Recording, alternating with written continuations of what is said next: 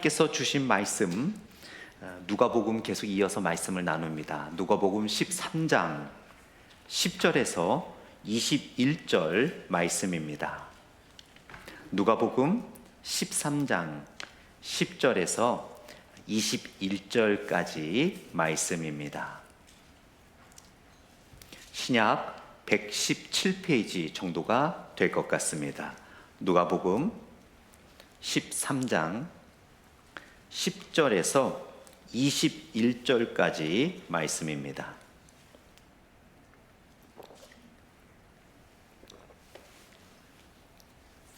누가복음 13장 10절에서 21절, 제가 10절 읽고 여러분들이 11절 읽으시면서 21절까지 교독하도록 하겠습니다. 제가 먼저 누가복음 13장 10절 읽습니다. 예수께서 안식일에 한 회당에서 가르치실 때에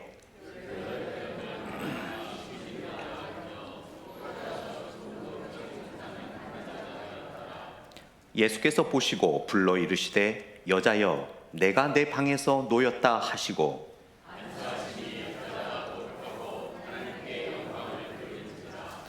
회당장이 예수께서 안식일에 병 고치시는 것을 분내어 무리에게 이르되 일할 날이 엿새가 있으니 그동안에 와서 고침을 받을 것이요 안식일에는 하지 말 것이니라 하거늘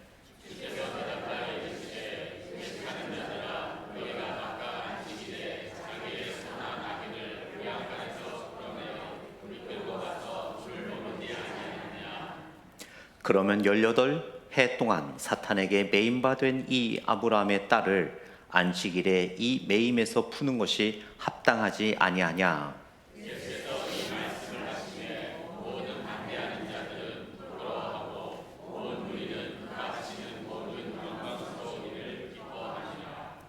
그러므로 예수께서 이르시되 하나님의 나라가 무엇과 같을까? 내가 무엇으로 비교할까?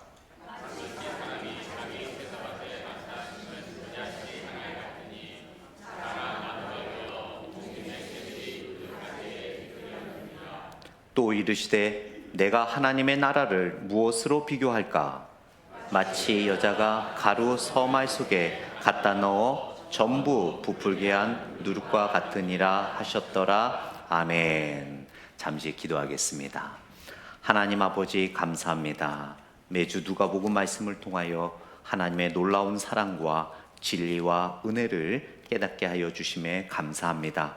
이 시간 작은 씨앗에 담긴 하나님 나라라는 제목으로 하나님의 말씀을 함께 나눕니다.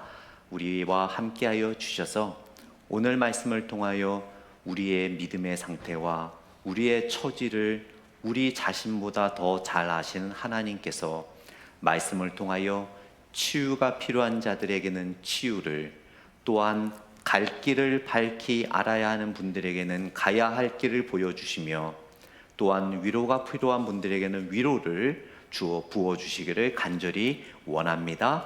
감사드리며 예수님 이름으로 기도드렸습니다. 아멘. 우리가 어떤 이야기를 듣거나 또 말할 때 중요한 게 있죠. 무엇을 위해서 그 이야기를 하는가예요. 어떤 물건을 우리가 가지고 있을 때도 이것이 무엇에 쓰는 물건인고, 내가 왜 이 물건을 갖고 있고 이 물건이 무슨 목적으로 만들어져 있는가가 굉장히 중요합니다. 말하는 사람은 A에 대해서 말하는데 듣는 사람은 B에 대해서 생각하면 결국 결론이 달라질 수밖에 없고, 아무리 옳은 이야기를 하더라도 B라고 생각하고 듣는 사람은 결국 말하는 사람의 진위를 곡해하거나 오해할 수밖에 없겠죠. 오늘 본문에 보면은 예수님께서 회당에서 18년 동안 허리가 구부러져서 피지 못한 여인을 펴주신 이야기가 나와요. 우리는 이러한 기적을 볼 때마다 우리는 생각하기를, 와, 정말 예수님은 놀라운 힘이 있으시구나, 능력이 있으시구나, 병을 고치시는 놀라운 영적인 의사시다라는 것을 우리는 쉽게 생각할 수 있습니다. 맞는 말입니다. 그런데 오늘 우리에게 성경에서 말하는 이 18년 된 병자를 여인을 고치신 예수님은 이 병자를 고치신 목적이 있었어요. 결국 물론 예수님께서는 죽은 자도 살리시고 18년 된 허리 굽은 여인을 고칠 수 있을 만한 하나님의 놀라운 능력이 있다라는 것을 보여주신 목적도 있지만 그것이 궁극적인 목적이 아니라는 거예요. 오늘 이 이야기의 궁극적인 목적은 예수님께서 우리들에게 또 그 당시에 18년 된 병자를 고침을 직접 눈으로 본 회당에 모여 있는 사람들에게 가르쳐주고 싶은 주제가 있었어요. 바로 하나님의 나라입니다. 하나님의 나라라는 그러한 주제를 우리가 기억하고 오늘의 본문을 읽고 묵상하지 않으면 우리는 포인트를 잃어버릴 수 있다는 거예요. 그래서 오늘 본문 여러분, 그 성경에서 시작하는 18절 말씀을 보세요. 18절 말씀을 보게 되면 어떻게 시작하고 있습니까? 그러므로 예수께서 이르시되, 이 그러므로라는 접속사는 13장 1절부터 오늘 스토리까지 그 모든 내용이 그러므로 하나님 나라에 대해서 예수님이 가르쳐주고 싶으시다는 것을 말씀하고 있습니다. 여러분, 그 나라가 존재하기 위해서는 국민이 있어야 되고 영토가 있어야 되고 주권이 있어야 되겠죠. 그러면 여러분, 그 하나님의 나라는 무엇일까요? 하나님의 나라, 우리가 설교를 통해 또한 말씀을 통해 많이 듣고 많이 접해봤는데 잘 이해를 못하시는 분들이 있어요. 하나님의 나라는 과연 어디에 있는 것일까? 하나님의 나라란 무엇일까? 하나님의 나라의 시민권은 누가 갖고 있는 것인가? 하나님의 나라는 어떤 추상적인, 우리가 생명을 다하고 천국 갔을 때 경험하는 것이 하나님의 나라가 아닌가? 하나님의 나라는 두 가지가 있습니다, 여러분. 첫 번째는 우리가 잘 알고 있듯이 우리가 생명을 다해서 하나님과 함께 영원히 완벽한 모습으로 늘 축복 속에서 지내는 그 천국, 하나님의 나라가 있습니다. 두 번째 하나님의 나라는 조금 어려울 수도 있는데요, 하나님의 통치가 임하는 곳이 하나님의 나라입니다. 쉽게 제가 예를 들자면, 여러분이 집에서 기도를 합니다. 우리가 기도를 하는 이유는 무엇입니까? 하나님께서 내 기도를 지금 들어주신다라고 믿기 때문에 기도합니다. 그것은 하나님의 능력과 하나님의 통치가 내가 집에 기도할 때 임하고 있다라는 의미죠. 결국 그 집이 하나님의 통치가 있는 곳이기 때문에 하나님의 나라가 그곳에 있는 것이죠. 지금 우리가 예배드리고 있습니다. 이 예배를 드린 이유는 하나님께서 우리의 찬양을 들으시고 기도를 들으시고 대언자를 통하여 말씀해 주시는 살아계신 하나님, 인격적인 하나님이 이곳에 있음을 우리가 믿기 때문에 예배를 드립니다. 즉 이곳에 하나님의 통치가 지금 임하고 있는 것이에요. 따라서 바로 지금 이곳이 하나님의 나라입니다. 여러분이 운전할 때 옆에서 큰 사고가 났어요. 근데 여러분도 조금 부상을 입었어요.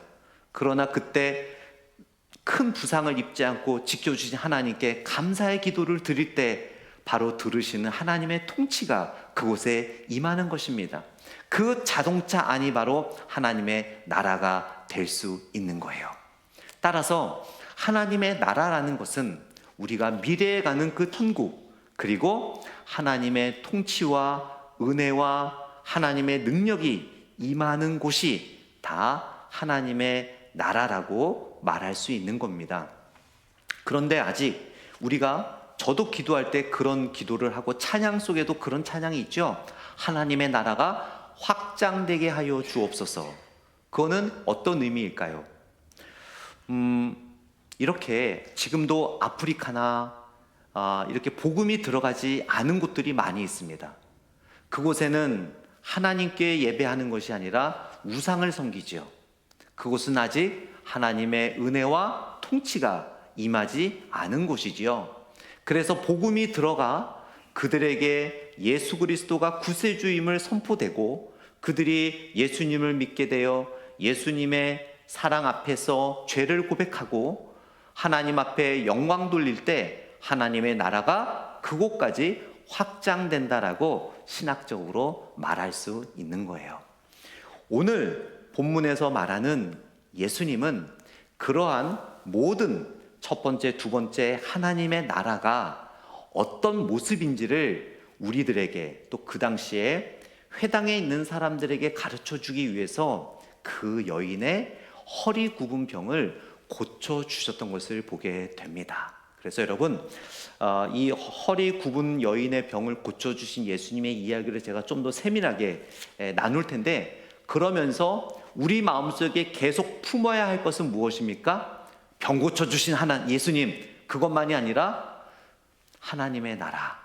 하나님의 나라는 어떤 사람이 들어가는 것이며 과연 나는 하나님 나라의 백성인가? 다시 한번 우리의 믿음을 점검해 보며 하나님의 나라의 백성임을 확신한다면 백성 삼아 주신 하나님의 은혜에 감사하는 그런 시간이 되기를 원합니다. 예수님께서 회당장에 가셨어요.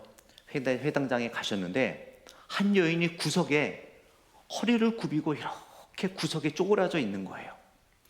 그 여인은 18년 동안, 즉 태어날 때부터 그런 병은 아니었습니다. 어느 순간부터 허리가 굽어진 거예요. 필 수가 없어요.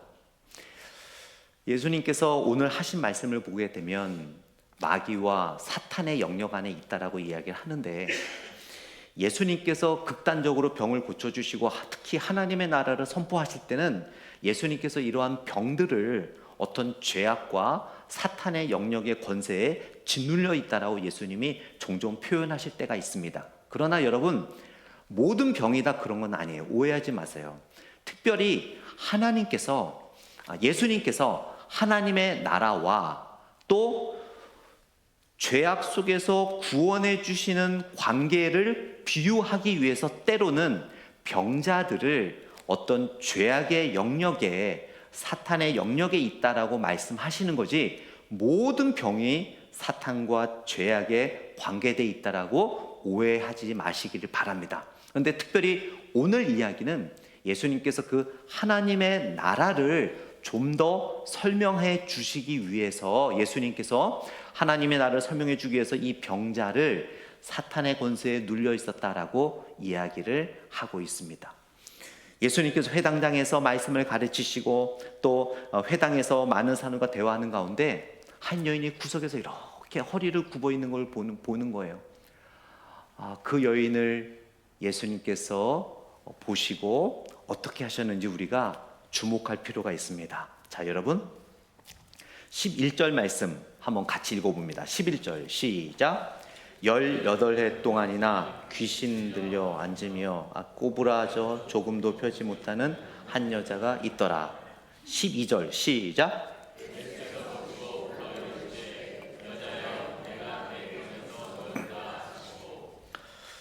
여기 보면은요, 여러분 세 단어로 구성되어 있어요. 예수께서 보시고 He saw, 불러 He called her, 그리고 이르시되 He said to her. 이 세 동사로 이어져 있는데 굉장히 중요한 동사입니다. 그 여인이 예수님을 먼저 본 게 아니죠. 누가 먼저 그 여인을 봤습니까? 여러분, 성경에 의하면 누가 먼저 봤어요? 예수님이 먼저 보셨어요. 예수님이 그 여인을 보셨어요. 여러분, 언제 굉장히 외롭고 좌절되십니까? 아무도 없다고 느껴질 때, 그렇죠? 참 힘들고 어려울 때라도 누군가가 내 곁에 있다라고 생각이 될 때는 극복할 수 있는 힘이 있지만 남편조차, 아내조차, 자녀들조차, 부모님조차 내 마음을 알아주지 못하고 나의 현 상황을 이해하지 못한다고 생각할 때 우리는 많이 삶에 지칩니다. 이 여인이 바로 그런 상태였어요. 성경에는 자세히 나오진 않지만 이 당시의 문화를 보게 되면은요, 허리가 굽어 18년 동안 아무것도 못한 여인은 가족에서 완전히 버려집니다. 그리고 사회에서는요, 이 여인을 거의 없는 존재로 취급합니다. 투명 인간처럼. 사람이 여러분 언제 가장 상처받는 줄 아십니까? 투명인간 취급받을 때, 무시당할 때. 아무리 여러분 돈이 있고 명예가 있고 내가 건강하고 아무리 잘났더라도요, 무시당하면요 여러분 그걸로 다 채워지지가 않아요. 정말 상처받습니다. 이 여인은 18년 동안 사회에서, 가정에서 투명인간 취급받았던 여인이었어요. 아무리 허리를 굽고 먹을 게 없고 입을 게 없고 가난하고 힘들고 어려워서 좀 구걸을 하고 싶어도 그 여인과 눈 마주치는 사람이 18년 동안 단 한 사람도 없었습니다. 그 당시에 이렇게 허리가 굽고 아픈 사람들은 다 저주받은 사람이라고 생각을 했기 때문에 곁에 가려고 하지 않았고 말조차도 섞으려 하지 않았습니다. 18년 동안 투명 인간 취급받았던 그 여인, 어느 누구도 주목하지 않았던 그 여인, 봐달라고 애걸해도 보지 않았던 그 여인을 누가 보셨어요? 예수님이 보셨어요. 그런데 주목할 것은 여러분, 이 여인이 예수님에게 봐달라고 부탁하지 않았어요. 다른 성경의 내용에 보면은 앉은 병자들이, 또 문둥 병자들이 예수님에게 주여 자비를 베푸소서, 주여 저를 좀 고쳐주소서, 주여 돈을 좀 주소서, 저를 좀 도와주소서 라는 부탁하는 병자들이 많이 성경에 나옵니다. 그럴 때 예수님이 주목하시고 또 예수님의 제자들이 사도행전에 보면 그들을 고쳐주시죠. 그런데 이 여인은 예수님에게 한마디도 안 했어요. 왜요? 그의 삶을 자포자기했기 때문에. 내가 외친들 나를 봐주기나 할까? 내가 나를 좀 고쳐달라고 한들 내 얘기나 들어줄까? 왜냐하면 18년 동안 그렇게 노력을 했는데도 어느 누구도 도와주는 사람이 없었기 때문이죠. 이미 자포자기하고 있었습니다. 예수님이 자신을 보시고 고쳐줄 것이라는 것은 꿈에도 예상하지 못했던 여인이죠. 그런데 그 여인이 보는 거예요. 여러분 그거 아세요? 우리가 뒤에는 눈이 달려있지 않잖아요. 그런데 뒤에서 누가 계속 쳐다보면 좀 이상하지 않아요? 뭐 근질근질하고 마치 뒤에 눈이 달려있는 것 같지 않습니까? 그리고 옆에서 누가 계속 이렇게 보면 이상하게 거기 자꾸 주목이 되고 내가 이렇게 그 사람이 나를 본다라는 확신은 없지만 느낌이 들어요. 그렇죠? 누군가가 나를 계속 본다라는 느낌. 18년 만에 처음 느껴요. 누군가가 사랑으로 나를 보고 있다라는 것을. 누구지? 지금 누군가 나를 주목하고 있는 것 같은데, 지금 누군가가 나를 뭔가 말을 시키려고 하는 것 같은데, 이 느낌은 뭐지? 고개를 들어 보니까 진짜 누군가가 나를 보고 있는 거예요. 그분이 누구예요? 예수 그리스도. 주님이 여러분을 보고 계세요. 여러분이 어디에 계시든 무엇을 하시든, 여러분이 너무 바빠서 그동안 기도하지 못했고, 여러분이 너무 바빠서 하나님의 말씀을 묵상하지 못했고, 여러분이 너무 바빠서 주일 성수를 잘하지 못해도 그 자리에서 주님은 여러분을 계속 바라보고 계세요. 그래서 언젠가 우리가 느끼지 않습니까? 누가 뭐라고 하지 않았는데도 내가 그동안 기도 못했는데 기도해야 되겠다. 그동안 내가 말씀 읽지 못했는데 말씀 다시 읽어야지. 내가 그동안 교회 봉사하고 헌신하지 못했는데 봉사하고 헌신해야지. 이상해요. 누군가 얘기하지도 않았는데 그런 느낌이 들어요. 내가 이거는 잘못했는데 회개해야지. 왜 그런 느낌이 들까요? 주님이 우리를 사랑으로 바라보고 계시기 때문에. 그래서 우리는 여러분 18년 된 오래된 병이 있더라도 우리에게는 소망과 희망이 있는 거예요. 구약 성경에 보면은요, 시편 기자나 많은 선지자들이 그런 얘기를 합니다. 하나님, 주의 얼굴을 나를 향하여 드소서. 주님이여, 하나님 얼굴을 나를 향하여 보소서. 봐달라는 거거든요. 구약 성경에서 하나님께서 얼굴을 보여준다, 하나님의 얼굴이 우리를 향한다라는 의미는 치유의 의미거든요. 회복의 의미입니다. 즉 예수님께서 이 여인을 바라봐 보신다는 것은 뭐예요? 치유해 주시겠다는 거예요. 은혜를 주시겠다는 거예요. 주님이 여러분을 바라본다는 이유는 무엇입니까? 여러분을 정죄하고 여러분을 책망하고 여러분을 벌주기 위함이 아니라 부족함에도 불구하고 여러분을 치유해 주시고 은혜를 베풀어 주시고 기도에 응답해 주시기 위해서 지금도 주님은 여러분을 바라보고 계신다는 거예요. 그러면서 주님이 어떻게 하셨어요, 여러분? 바라보시면서 불러 하셨죠. 한글 성경에는 예수께서 보시고 불러 이르시되 하니까 뭔가 그냥 쭉 후다닥 지나가는 것 같지만 헬라어 원어에 보면 이 동사 하나하나마다 예수님의 진중함이 있습니다. 예수님께서 보시고 그리고 그녀를 부르셨다. 그리고 그녀에게 말씀하셨다. 이 동사 하나하나가 나누어지면서 예수님의 아주 진중하고 은혜스러운 행동이 여기에 나타나 있어요. 이 부르셨다라는 것은 뭐냐면 이 여인에게 굉장히 큰 전환점이었어요.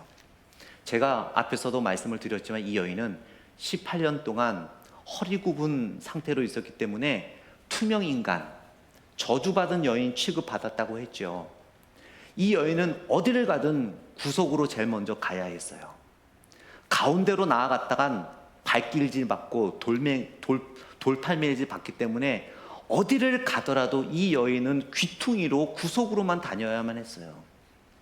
어느 순간에도 사람들 앞에 나설 수가 없었습니다. 어디서든 이 여인은 외톨이였어요. 구속으로 가야만 했어요. 이 회당에서도 구속에 있었습니다. 그런데 예수님이 부르셨죠. 여기서 부르신다라는 헬라어 원어의 의미는 그냥 이름을 부르신 것이 아니라 예수님이 회당 가운데 있었거든요. 저처럼 이렇게 가운데로 부르는 거예요.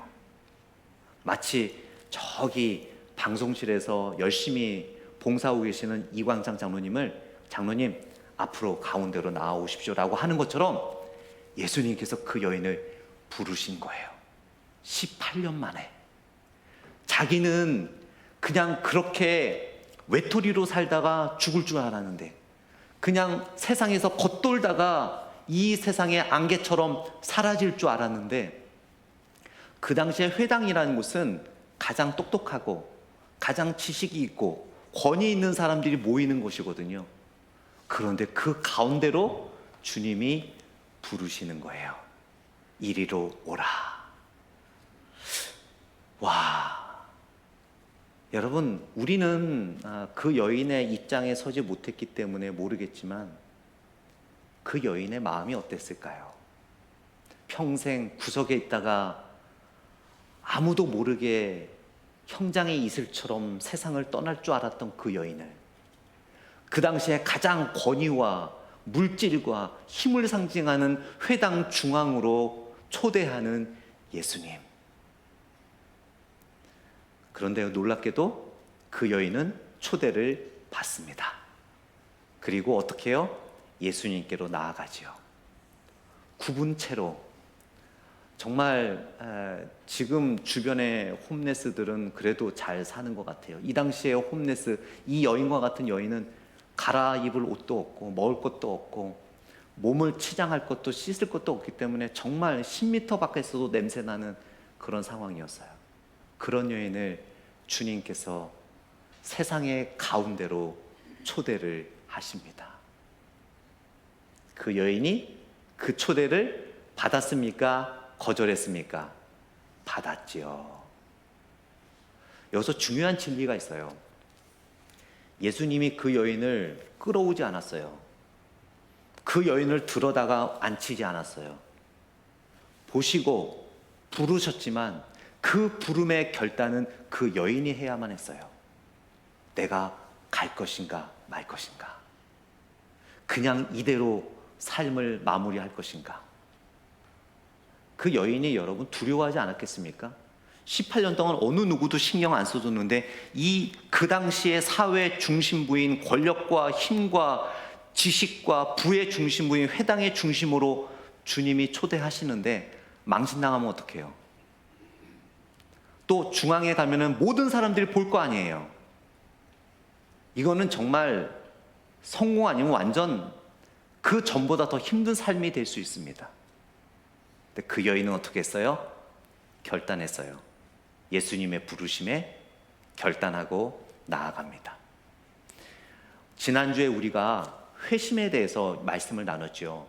회심에는 회개와 믿음이 있어야 된다고 말씀을 드렸죠. 지난주의 말씀과 오늘 말씀이 계속 이어지는 거예요. 결국 하나님의 나라는 누가 가는가? 하나님의 나라는 누가 속하는가를 주님께서 가르쳐 주시는 거죠.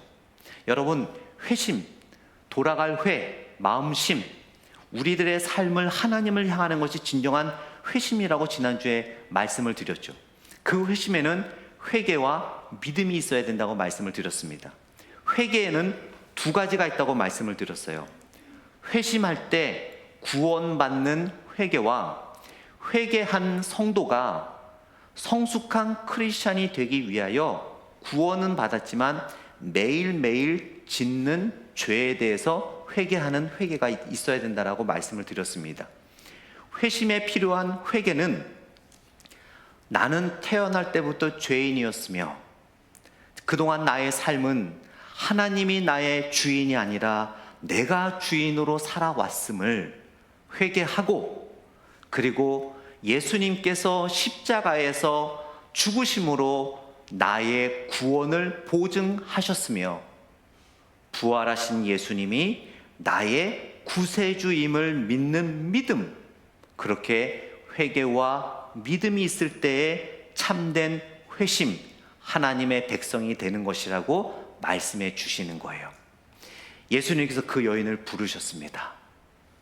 여기에 중요한 갈림길이 있는 거예요. 구석에서 병자로 살다가 죽을 것인가? 하나님의 나라의 백성이 되는 것인가?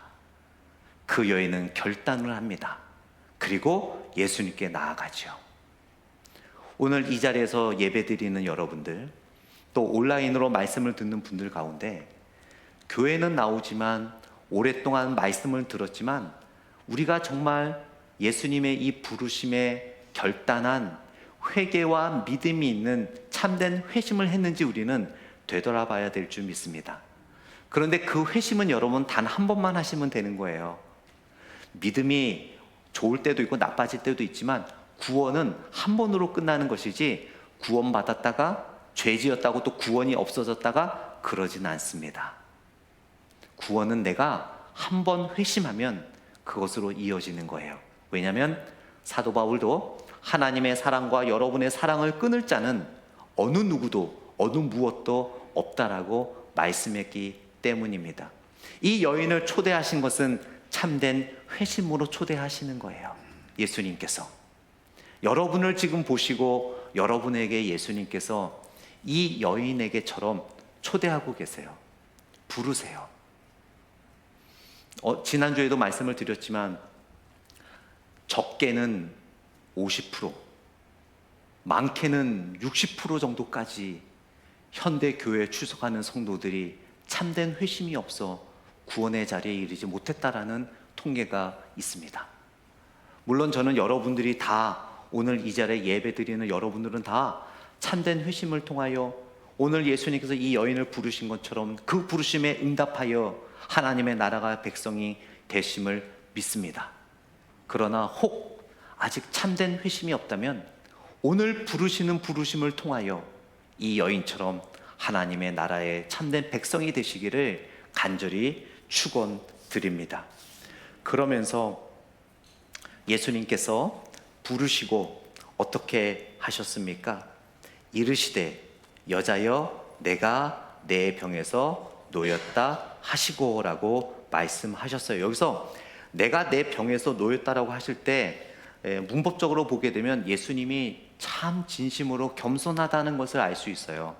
무엇이냐면 이 문법적으로 보게 되면 그 문맥상 어떤 내용이냐면 누군가가 너를 그 18년 동안 겪고 있는 이 굽은 허리병에서 자유케 해주셨다. 그게 누구예요? 하나님.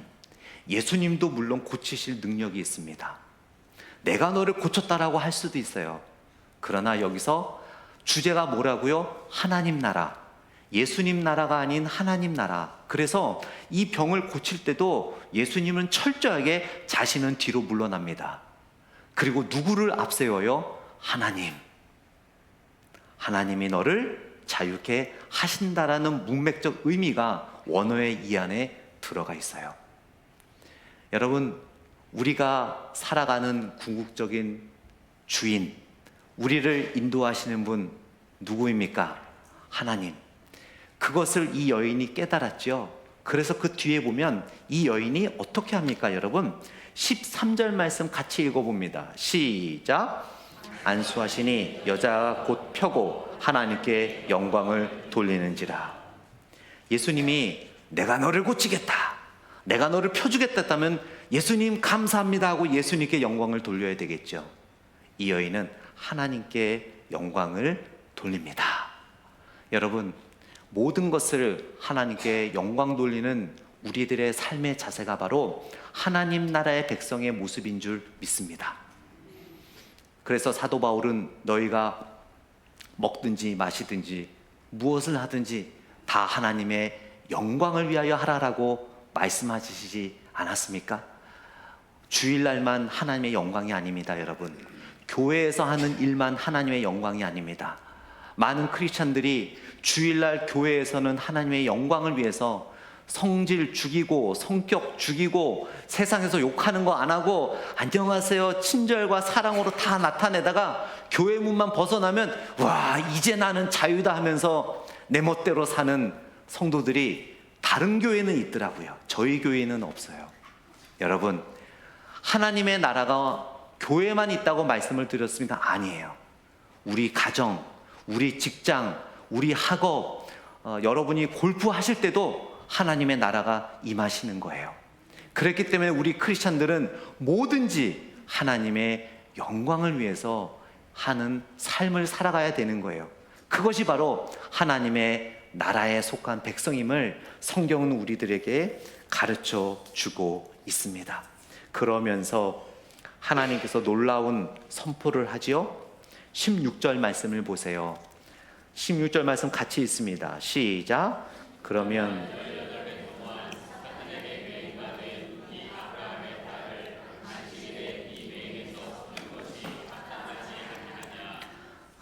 참 하나님의 사랑을 깨닫지 못하는 사람들이 이렇게 있는 거예요. 여러분, 우리가 제 설교를 들으니까 얼마나 감동적입니까? 그렇죠? 은혜가 되죠. 안 돼도 된다고 해주세요. 네, 은혜가 되죠. 그런데 옆에서 팔짱 끼고 인상 쓰며 이 광경을 보고 있던 사람들이 있었어요. 회당장과 율법주의자들. 아니, 어떻게 안식일에 병자를 고칠 수 있는 거야? 우리들은 다 은혜로운 광경을 보고 있지만 이들은 자신의 자아와 자신의 율법주의와 형식의 틀에 얽매여 그리스도의 사랑을 보지를 못하는 거예요. 아니, 어떻게 안식일에 그런 일을 할 수 있는 거야? 당신이 메시아라며. 가짜 메시아. 난리가 났습니다. 상상이 안 되죠. 상상이 안 되죠. 그때 예수님이 이렇게 말씀하시는 거예요.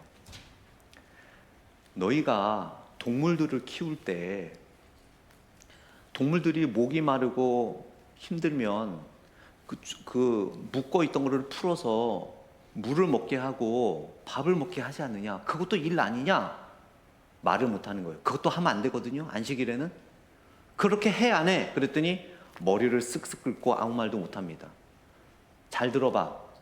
동물들도 안식일날 배고프다 그러고 목마르다고 하면 풀어서 그들을 자유케 하거늘 18년 동안 허리가 굽어 이렇게 외톨이로 투명인간처럼 살아온 사람을 왜 고치지 못하느냐 라고 말씀해 주시면서 하나님의 일을 하셨던 것을 보게 됩니다. 여러분, 안식일은 원래 그때는 금요일과 토요일까지였지만 예수 그리스도가 십자가에서 죽으시고 부활하심으로 인하여 우리들을 참된 안식에 임하게 하신 부활하신 그 주일을 우리 개신교에서는 또 성경적으로 주일을 안식일로 지키는 거예요. 그래서 우리가 주일날 예배를 드리는 것입니다. 이렇듯 하면서 그 여인을 뭐라고 호칭하는 거예요? 아브라함의 딸. 또 여러분 이거 들으면서 아니 이 여인이 아브라함의 딸이었나? 그렇게 오해하시는 분은 안 계시죠? 성경에서 말하는 아브라함의 딸이란 어떤 피지컬리 그 딸이라는 의미가 아니라 항상 아브라함이라는 성경의 의미는 믿음, 하나님의 후손, 아브라함이 하나님의 나라에 속했듯이 하나님의 백성이 된 사람을 아브라함의 아들이요 아브라함의 딸이라고 이야기하는 거거든요. 즉 예수님께서 선포하신 거예요. 너는 이제 하나님의 나라의 백성이 되었다. 여러분들에게 말씀하시는 거예요. 나의 백성, 나의 딸, 나의 아들아. 그거보다 더 위대한 선포가 어디 있을까요? 그러면서 예수님께서 18절에서 21절까지 드디어 13장 1절에서 오늘 말씀까지의 주제였던 하나님의 나라에 대해서 마지막으로 말씀을 하시죠. 작은 겨자씨와 같고 누룩과 같다. 겨자씨 같고 누룩과 같다라는 것은 뭐냐면 이 당시에 겨자는요, 겨자나무라고 하지만 어떤 덩쿨과 수풀 같은 거였어요. 근데 겨자씨는 정말 작고 잘 보이지 않죠. 그러나 이것이 크게 성장하면 정말 새들이 와서 쉬고 큰 새가 앉아도 튼튼한 그런 나무 숲이 되는 것이 겨자입니다. 그리고 누룩이라는 것은 뭡니까? 뭐 밀가루처럼 작고 뭐 이렇게 흩어버리면 잘 보이지 않는 미세먼지 같지만 그것이 그 밀가루와 함께 반죽과 섞이게 될 때는 그것이 크게 부풀어 올라서 많은 사람들이 보고 또한 맛볼 수 있게 해준다는 것이 바로 누룩이죠. 결론적으로 예수님께서는 하나님의 나라는 겨자씨와 누룩처럼 시작은 미약하나 나중은 창대하리라라고 말씀해 주시는 거예요. 결국 이것을 이 여인을 통해 이 여인의 삶은 정말 18년 플러스 그 병이 있을 때까지 하면은 뭐 30년, 40년, 50년 몇 세에 예수님을 만났는지 모르겠지만 그때까지 이 여인의 삶은 정말 미세한 먼지 같은 삶이었어요. 구석에서 어느 누구도 보지 않는 투명 인간 같은. 그러나 예수님을 만나고 또 고침을 받고 하나님의 나라의 백성이 되어 이제 위대한 일을 해 나갈 수 있는 여인이 되었다라는 것입니다. 우리도 그렇잖아요. 지금 여러분들이 삶을 살아가면서 이 큰 미국 땅에 또 워싱턴이라는 스테이트에 또 시애틀이라는 곳에 또 캘리포니아라는 곳에 우리가 각 지역마다 살고 있지만 정말 지역에 비하면 우리는 작고 미약합니다. 그러나 여러분, 우리는 하나님의 나라에 속한 사람이에요.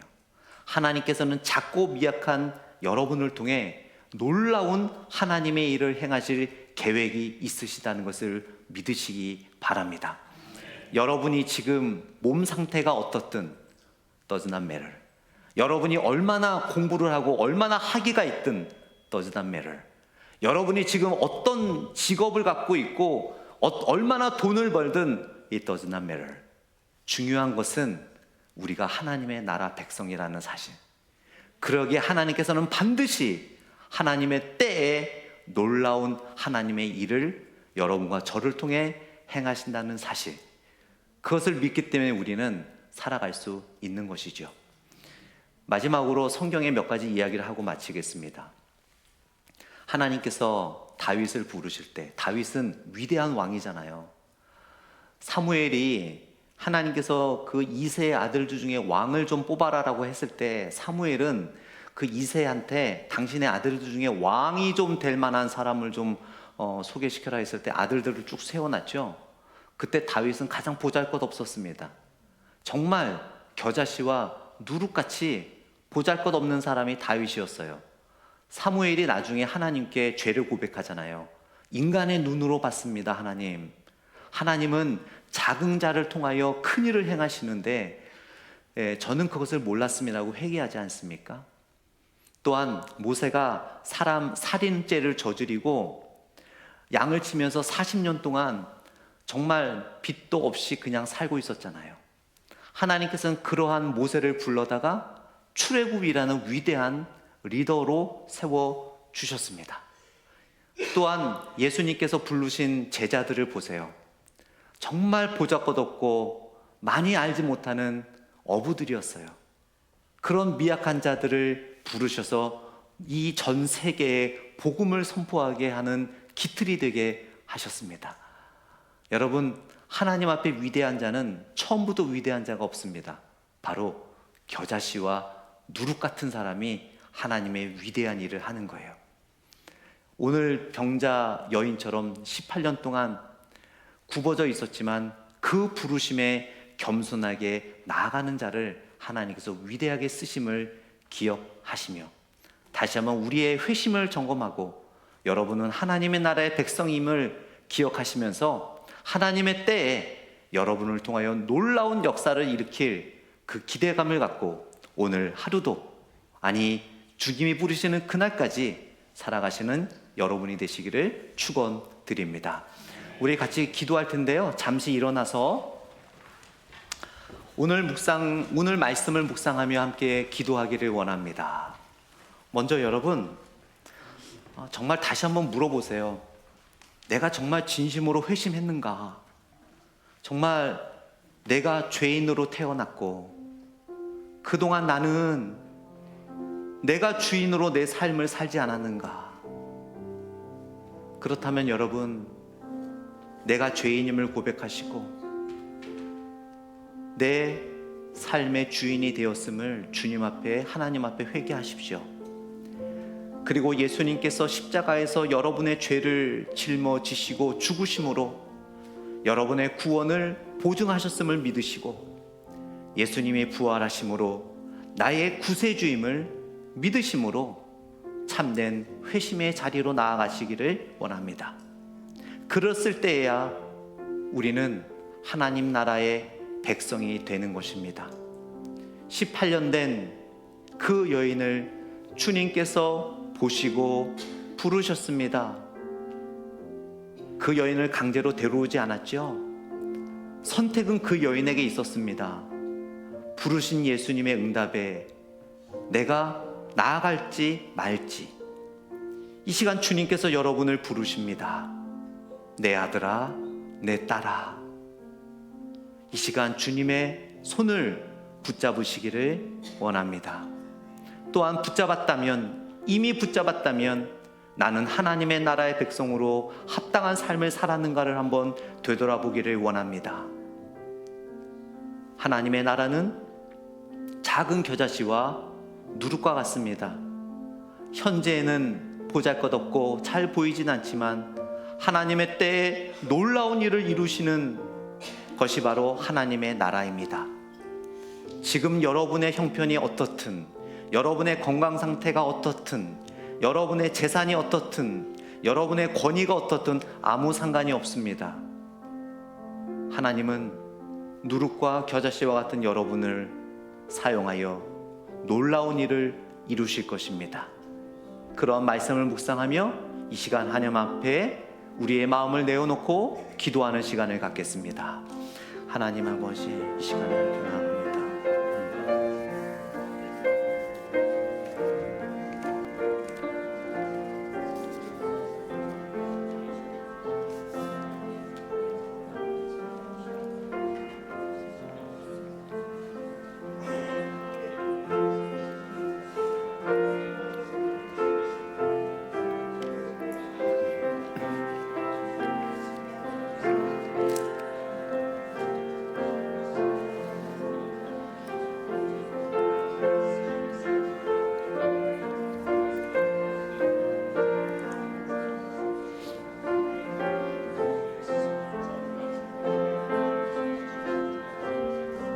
우리 같이 찬양합니다. 우리 계속 기도하세요. 예수 나를 오라네. 계속 기도하실 분은 기도하시기 바랍니다. 나를 오라네. 어디든지 주를 따라 주와 같이 주님께서 여러분을 부르십니다. 주의 인도하신 따라 주의 인도하심 따라 주의 인도하심 따라 어디든지 주를 따라 주와 같이 가 겟세마네 동산까지 겟세마네 동산까지 주와 함께 가려 하네 주와 함께 가려 피땀 흘린 동산까지 피땀 흘린 동산까지 주와 함께 가려 주의 인도하심 따라 주의 인도하심 따라 주의 인도하심 따라 어디든지 주를 따라 주와 같이 가려 심판하실 자리까지 심판하실 자리까지 주와 함께 가려 하네 주와 함께 가려 하네 심판하실 자리까지 심판하실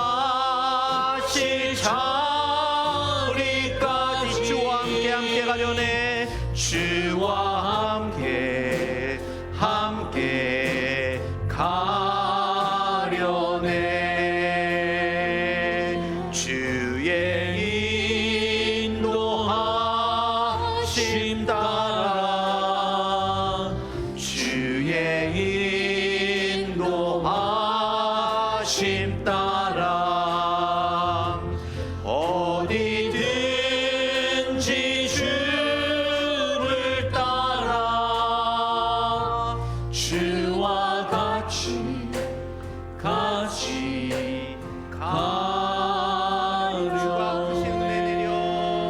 주가 크신 은혜 내려 나를 항상 돌보시고 나를 항상 돌아보고 크신 영광 보여주며 많은 영광 보여주며 나와 함께 가시네 나와 함께 가 주의 인도하심 따라 주의 인도하심 따라 주의 인도하심 따라 어디든지 주를 따라 주와 같이 가려네 기도하겠습니다. 지금은 우리 주 예수 그리스도의 은혜와 아버지 하나님의 사랑과 성령님의 역사하심과 교통하심이 오늘 현장에서 또한 온라인으로 예배드리는 주의 백성들 위해 또한 캘리포니아에서 방문하신 황경원, 황진희 성도님 위에 또한 김경희 성도님 위에 이제로부터 영원히 있기를 간절히 축복기도 드리옵나이다. 아멘.